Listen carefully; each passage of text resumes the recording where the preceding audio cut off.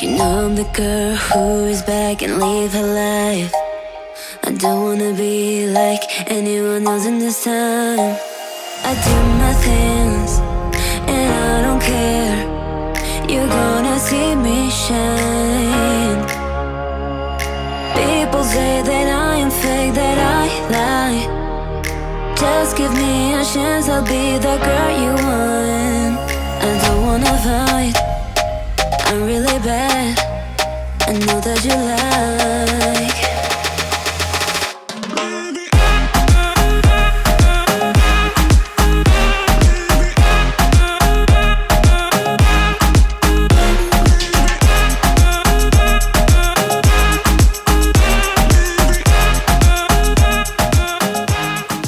Salut et bienvenue dans une nouvelle vidéo YouTube. Je suis super contente de te retrouver sur ma chaîne après une longue pause.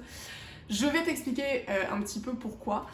J'espère que tu n'entends pas ni les travaux à l'extérieur ni ma clim parce qu'elle fait un peu de bruit, mais si je la coupe, j'ai pas envie que tu aies cette vision d'horreur. Donc, je t'explique pourquoi j'ai un petit peu disparu de YouTube. J'étais évidemment active sur Instagram, toujours. N'hésite pas à me suivre si ce n'est pas encore le cas, je te mets toutes les infos juste en dessous de la vidéo. Pourquoi j'ai disparu? Il y a eu plusieurs raisons. J'ai eu beaucoup de visites les derniers mois à la maison. Et quand je dis la maison, je veux dire l'appartement. Donc voilà, je n'ai pas une grande villa qui me permettrait d'avoir une pièce juste pour filmer, pour être tranquille. Non, quand j'ai des amis chez moi, si j'en ai beaucoup, entre guillemets, il va y en avoir certains dans la chambre d'amis et d'autres au milieu du salon. Donc voilà, pas très pratique pour filmer. Ça m'a fait beaucoup de bien, ça m'a redonné de l'énergie, comme à chaque fois que je vois de bons amis. Il y a une autre raison. Et je veux être complètement honnête et transparente avec vous. J'avais perdu, pas forcément la motivation, mais j'avais perdu un peu le sens de ces vidéos.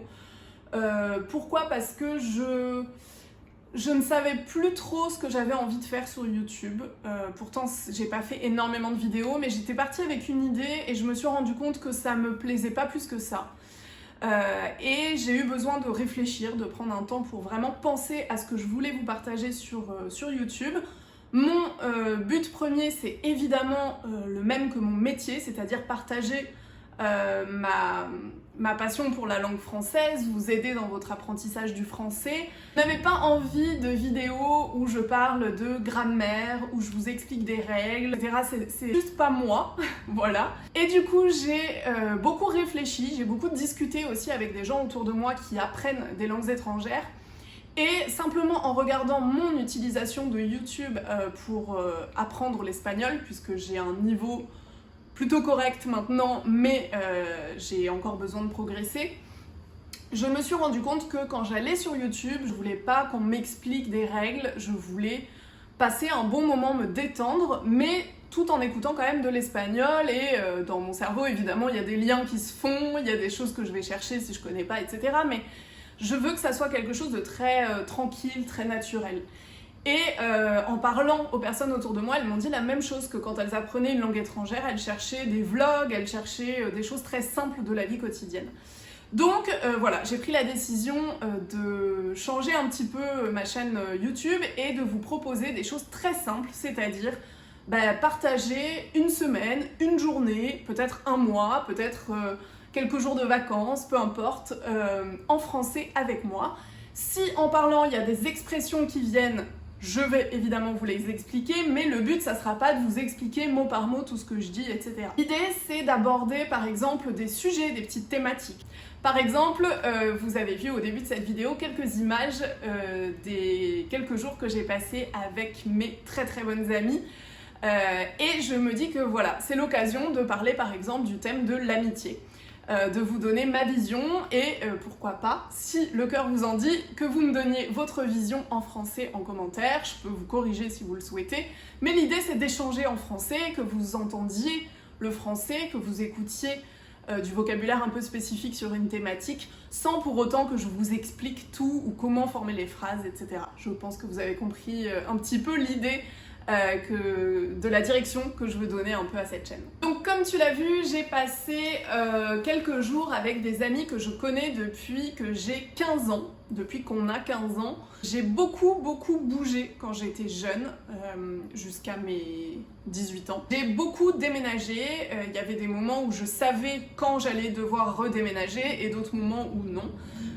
Mais en général, je bougeais quand même pas mal. Je restais 2-3 ans à un endroit, je rebougeais, 2-3 ans à un endroit, je rebougeais, etc.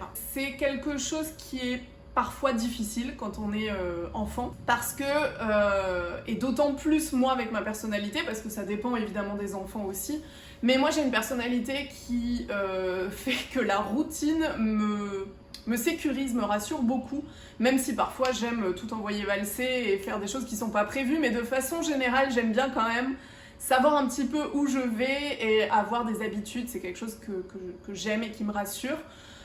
Du coup, en tant qu'enfant, de devoir quitter des amis et ne pas savoir qui on va rencontrer, dans quelle école on va aller, comment ça va se passer, ça peut être parfois très stressant. Donc, je suis arrivée en Bretagne. Je venais... D'où je venais? Du sud de la France. Ouais, je venais du sud-ouest de la France où j'avais passé 2 ans. Et donc j'ai débarqué en Bretagne, je ne connaissais absolument personne. Collège? Non, je suis arrivée au lycée, pardon. J'étais en seconde. Bah oui, je dis collège, mais en fait j'étais au lycée. Donc évidemment j'étais triste parce que je venais de quitter une amie très chère que j'avais dans le sud-ouest, que je vois toujours. Et j'avais pas envie, j'avais la flemme de me refaire des amis, de re-rencontrer des personnes, de refaire confiance à d'autres personnes. Mais bon, je savais que j'allais rester 2 ans à cet endroit-là, et donc si je voulais que ça se passe bien et que je puisse un peu m'amuser, il allait falloir que je rencontre encore des nouvelles personnes. Et ce qui s'est passé, j'ai rencontré ces 2 amis avec qui j'ai passé des moments incroyables, des fous rires, les fous rires les plus forts de toute ma vie. Et 2 ans après, j'ai dû redéménager et voilà, et la vie a continué et on ne s'est plus vu comme avant. C'est pas toujours facile, mais on a toujours essayé de garder le lien. Évidemment, on avait des téléphones, donc c'était bien plus simple. Mais voilà, ça a toujours été important pour moi de garder le contact avec mes amis, même à distance. Et aujourd'hui, je suis super fière parce que j'ai des amis dans la France entière, j'ai des amis en Île-de-France, j'ai des amis en Bretagne, j'ai des amis dans le sud de la France, et j'ai réussi à garder un lien avec presque toutes mes amitiés, en tout cas les amitiés les plus fortes, parce que ça aussi c'est un autre sujet, mais je suis une personne pour qui l'amitié est extrêmement importante. L'amitié en elle-même, ce qu'elle veut dire, pour moi est très important, c'est-à-dire que je ne vais pas dire « je te présente mon ami » si c'est simplement une personne avec qui je vais prendre des verres de temps en temps. Ça pour moi ça va être une copine ou un copain. Mais si je dis « ami », c'est beaucoup plus fort, et en général en français on fait la différence entre copain, copine et ami, amis, IE. Moi je fais vraiment cette différence, c'est-à-dire que j'ai beaucoup de copains, copines avec qui je vais danser, je vais boire des verres, avec qui je vais à la plage, etc. Mais des amis, vraiment amis, j'en ai quelques-uns, mais beaucoup moins que de copains, copines. Et ces personnes-là, je sais qu'elles ont été là dans ma vie à des moments où j'avais vraiment besoin d'être entourée. Ce sont des personnes qui m'ont soutenue parfois, même si elles n'étaient pas vraiment d'accord avec mes choix par exemple. Mais elles ont toujours été là et je sais qu'elles seront toujours là, et comme je serai toujours là si ces personnes ont besoin de moi. Et pour moi c'est ça des amis, c'est être là quand on éclate de rire, mais c'est aussi être là quand on pleure et qu'on n'a plus personne.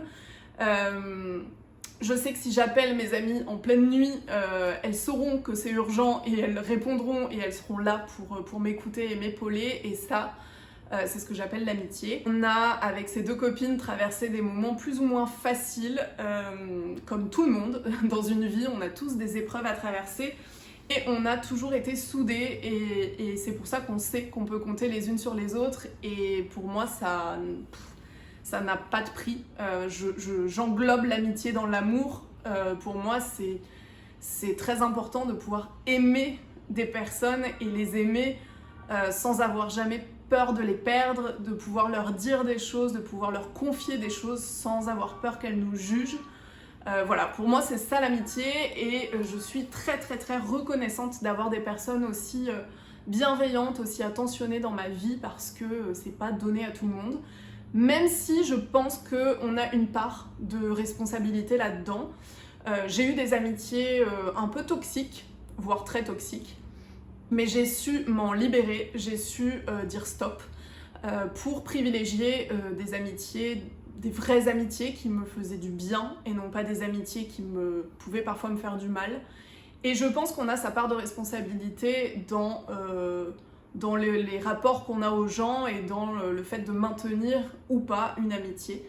J'ai fait quelques efforts pour maintenir ces amitiés, elles en ont fait aussi et c'est pour ça que ça fonctionne encore aujourd'hui. Comme tu as pu le voir dans cette vidéo, on s'est fait plaisir, on est allé à la plage, on s'est baigné, on a passé des heures à discuter, on a mangé une bonne paella, on a bu de bons cocktails, on a pris je ne sais combien d'apéros et on a surtout parlé, on n'a pas arrêté de parler parce que finalement quand on se voit pas beaucoup et qu'on n'a pas le temps non plus de se téléphoner au quotidien, c'est vrai que parfois on zappe, on oublie des informations ou on apprend de nouvelles choses en discutant sur l'autre et c'est important de faire cette petite mise à jour de temps en temps. Et c'était bien parce que du coup, on s'est connus, on était adolescentes, on regardait les garçons dans la cour de récré. Maintenant, on parle de sujets complètement différents, on parle de maternité, on parle d'entrepreneuriat parce qu'on a toute notre entreprise, toutes les trois.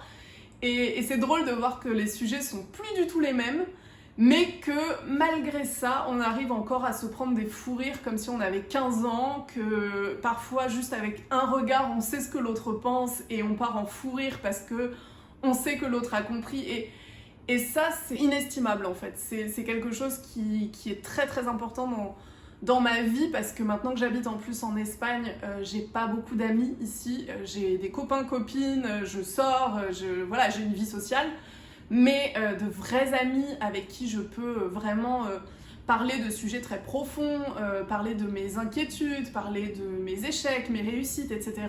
J'en ai vraiment très très peu. Du coup, ces personnes-là sont très précieuses pour moi, même à distance. Ça m'intéresse d'avoir un petit peu ta vision de l'amitié. Est-ce que toi aussi tu as des amis à distance? Qu'est-ce que tu mets en place pour essayer de maintenir cette amitié ou ces amitiés? Ça m'intéresse de voir comment tu qualifies l'amitié, comment toi tu la définirais et comment tu fais au quotidien pour essayer d'être là pour tes amis malgré le fait qu'on vit à 1000 à l'heure, on a 1000 choses à faire et parfois, moi la première, j'ai beaucoup de mal à prendre mon téléphone pour envoyer des messages à mes amis. Je le fais évidemment, mais c'est compliqué parfois. People say that I am fake, that I lie. Just give me a chance, I'll be the girl. Je voulais aussi te parler de ce livre que j'ai terminé, ce roman que j'ai adoré. Il y a beaucoup de personnes qui m'avaient dit que j'allais l'adorer, que j'allais pleurer, etc. Oui, c'est vrai, je suis passée par toutes les phases, j'ai rigolé, j'ai pleuré. Je vais vous lire le résumé et je vais rapidement vous en parler. Violette Toussaint est garde cimetière dans une petite ville de Bourgogne. Les gens de passage et les habitués viennent se confier et se réchauffer dans sa loge. Avec la petite équipe de fossoyeurs et le jeune curé, elle forme une famille décalée. Mais quels événements ont mené Violette dans cet univers où le tragique et le cocasse s'entremêlent? Un nouvel hymne au merveilleux des choses simples, et c'est exactement ça. Ce livre nous apprend vraiment la simplicité, les bonheurs simples de la vie, même quand on vit des choses difficiles, tragiques. Le personnage de Violette, qui est le personnage principal de ce roman, est très attachant. C'est une personne qui a tout connu, le deuil, l'abandon, et qui malgré tout arrive à pardonner. C'est quelque chose de parfois très compliqué de pardonner à des personnes qui nous ont fait beaucoup de mal, mais aussi quelque chose d'important pour pouvoir avancer. Ce livre parle de résilience, comment arriver à surmonter une tragédie pour continuer à avancer et comment apprendre parfois des choses les plus dures par lesquelles on peut passer pour justement trouver ce bonheur dans des choses très simples. Je vous le conseille vraiment. Il y a au début de chaque chapitre, ce que j'adore, une petite phrase ici, soit une citation, soit une petite phrase. Par exemple, on ne rencontre jamais les gens par hasard, ils sont destinés à traverser notre chemin pour une raison. Complètement d'accord avec cette phrase. Je vous en lis une autre. Tu n'es plus là où tu étais, mais tu es partout là où je suis. Ça, si je ne me trompe pas, c'est une phrase de Victor Hugo. On partage donc des journées avec Violette qui travaille dans un cimetière et qui donc voit tous les jours des personnes pleurer sur des tombes. C'est elle qui s'occupe de nettoyer les tombes, de faire fleurir le jardin autour du cimetière et de faire en sorte que le cimetière soit bien entretenu. Mais au-delà de ça, elle accueille les personnes qui viennent et elle leur apporte beaucoup d'écoute et de réconfort. Et c'est un personnage auquel on s'attache très très vite dans le livre et qu'on a envie d'aider, qu'on a envie d'écouter aussi, parce que finalement elle écoute beaucoup de personnes, mais on a l'impression que peu de personnes l'écoutent. Et elle provoque énormément d'empathie chez le lecteur. C'est un très très beau livre, c'est bouleversant, ça vous fait rire à une page et pleurer à une autre. Donc voilà, je vous le conseille. Il est assez long, il fait 665 pages, mais on tourne les pages hyper rapidement parce qu'on a envie de savoir ce qui se passe. Il y a une intrigue à l'intérieur qui vraiment te tient. Et qui te motive à continuer pour comprendre et pour avoir tous les éléments. Donc voilà, recommandation lecture. Je l'ai terminé il y a un petit moment et là je suis en train de lire un livre policier. Parce que je sais pas si tu le sais, mais c'est un petit peu ma passion, les thrillers, les livres policiers. Donc voilà, je suis sur une enquête de meurtre d'une religieuse.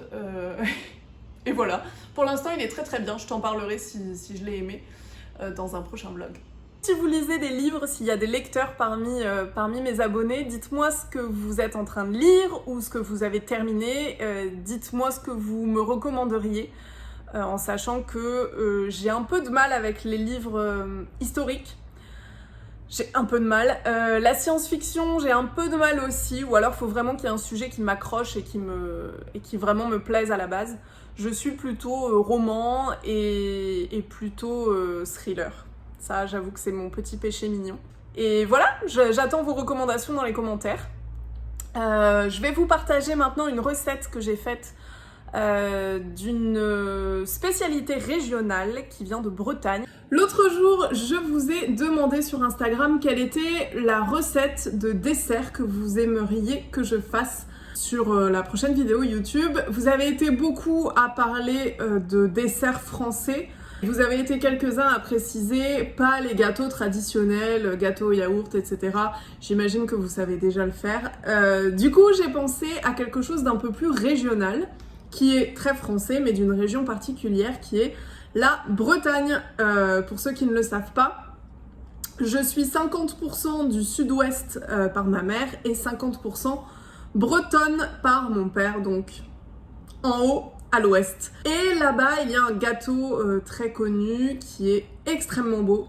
Il y en a plusieurs, mais celui-ci est très très bon et extrêmement simple à faire. Vous allez voir, la recette est rapide et efficace.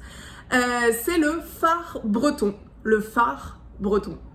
Je vous montre tout de suite les ingrédients dont vous avez besoin et ensuite on fait la recette ensemble. Vous verrez, on peut pas vraiment se tromper, sincèrement.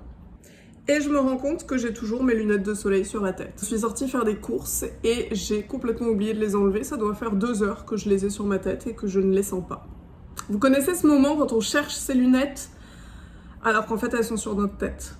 Je vous mettrai toutes les quantités dans la barre d'information de la vidéo. Donc on aura besoin de lait, de farine, de beurre. Si vous trouvez du beurre demi-sel ou salé, c'est mieux parce que c'est le beurre typique de Bretagne et c'est tellement meilleur. Moi, je ne prends que du beurre salé, même pour mettre sur mes tartines le matin. Du sucre. Alors là, j'ai du sucre blanc, mais vous pouvez évidemment mettre du sucre de canne qui est bien meilleur pour la santé. Des pruneaux.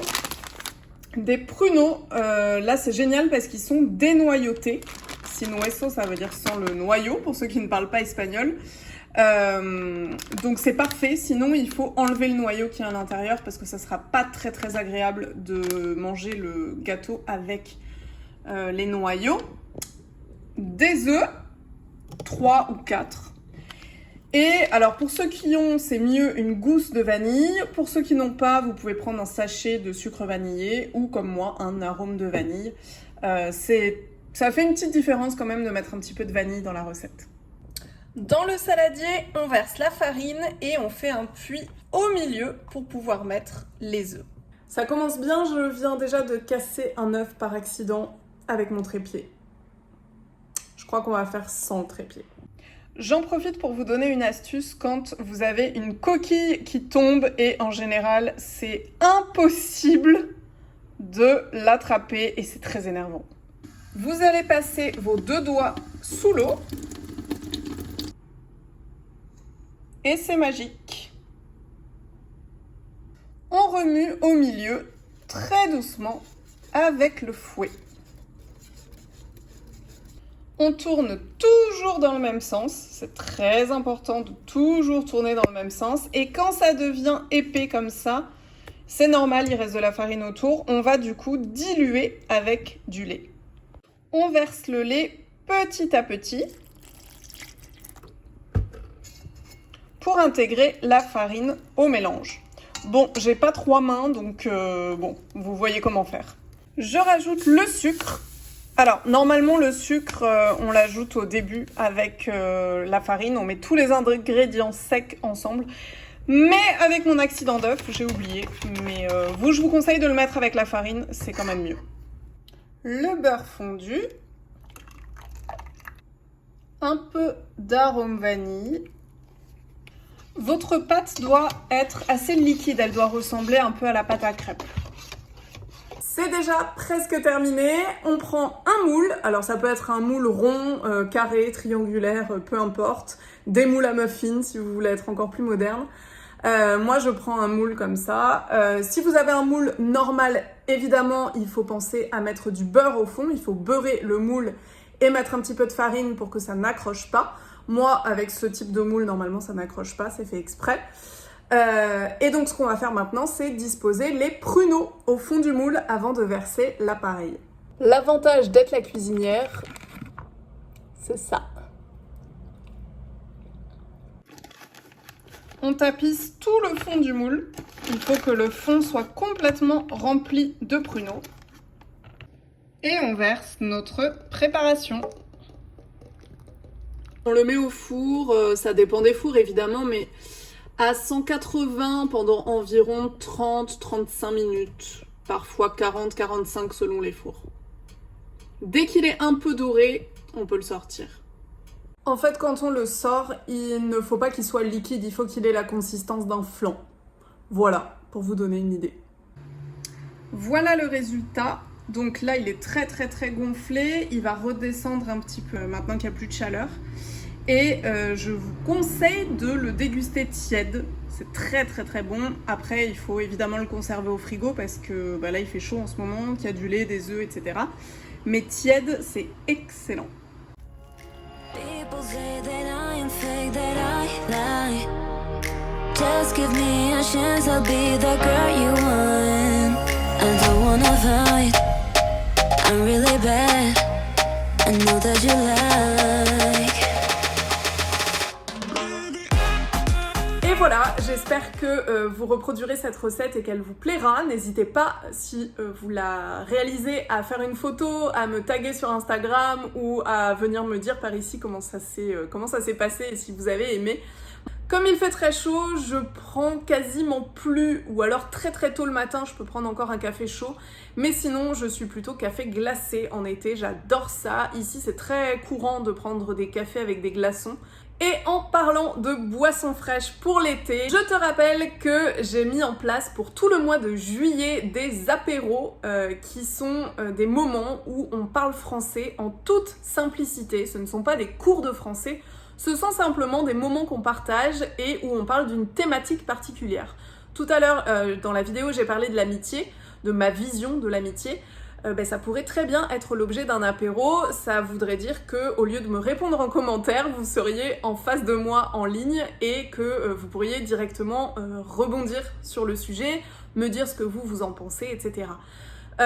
J'ouvre ces apéros pour permettre à tout le monde de parler français, mais aussi et surtout je l'offre à tout petit prix puisque ça ne coûte que 8 € pour 1 heure de conversation.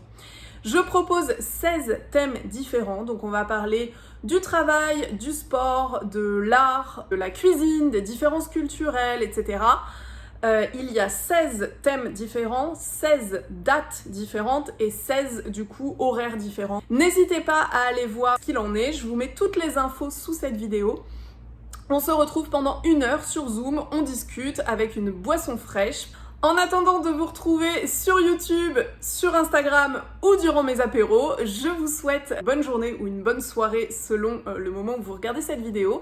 Je vous fais des gros bisous et je vous dis à très bientôt. Ciao ciao! Ah oui, et s'il vous plaît, dites-moi si ce format vous plaît, un format très naturel comme ça, où simplement je vous parle de ce qui se passe dans ma vie, de thèmes particuliers, de mes lectures, de mes achats, pourquoi pas si je fais des achats, etc. Dites-moi si ça vous plaît, si vous voulez que je continue dans cette lignée-là. Et si vous avez des thèmes que vous aimeriez que j'aborde, n'hésitez pas à les mettre dans les commentaires, et puis j'essaierai de les aborder si ce sont des thèmes qui me parlent et que je vis aussi un peu au quotidien. Voilà.